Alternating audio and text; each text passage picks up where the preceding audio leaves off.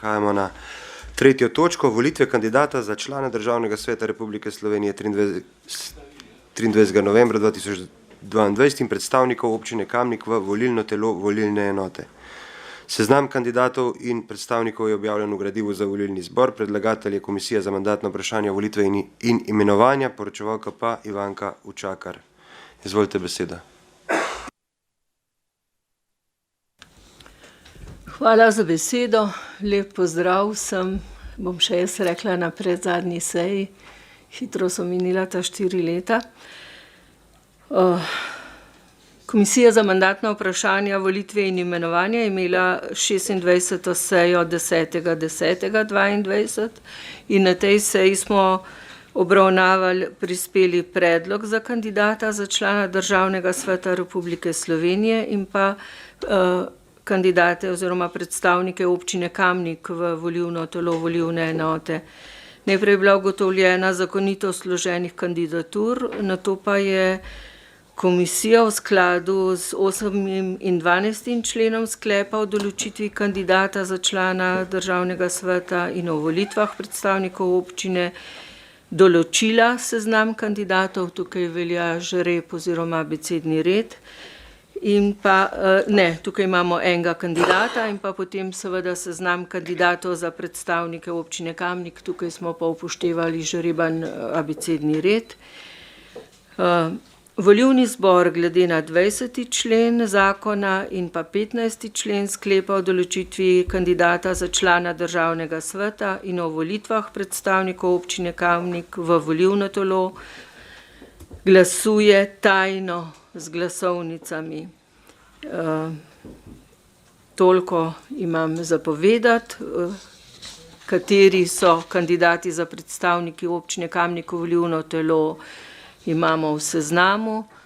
Kandidat za člana Državnega sveta se nam je pa predstavil. Hvala lepa. Hvala. Odpiram razpravo svetniške skupine. Svetnice, svetniki. Ne. Besedo ima Aleksandar Uršič. Ja, hvala za besedo.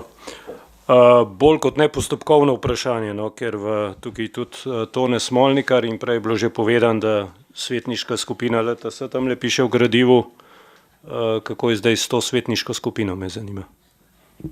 Ne svetniška skupina, samostojni svetnik, pardon. Kristina, izvoli. Hvala za besedo. Če se ne motim, je LTS nastala 7. oktobra. LTS je šla v listo Mateja Snaparja 7. oktobra. Mi smo imeli pa poziv zunaj prej, komisija, no.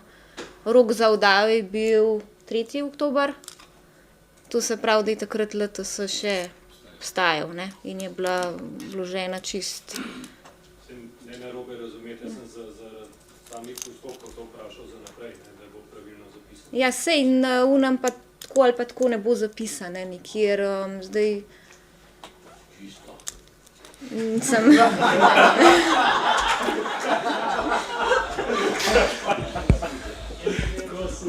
Zaključujem razpravo glede seznamov, ki jo je določila komisija in bomo začeli z izvedbo volitev za kandidata za člana Državnega sveta Republike Slovenije in predstavnikov občine Kamnik v volilno telo volilne enote. Predlagam, da se glasovanje začne čez 5 minut in traja 15 minut, torej, oziroma lahko kar začnemo v pol, pa do 15 do 5 bo trajalo glasovanje. Želi v tem kdo razpravljati? Ne. Če ne, zaključujem razpravo in bomo glasovali o naslednjem sklepu. Torej, glasovanje bo potekalo od 16.30 do 16.45 ure. Glasujemo.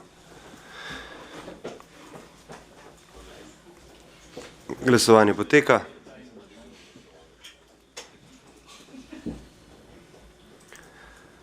Zaključujem glasovanje.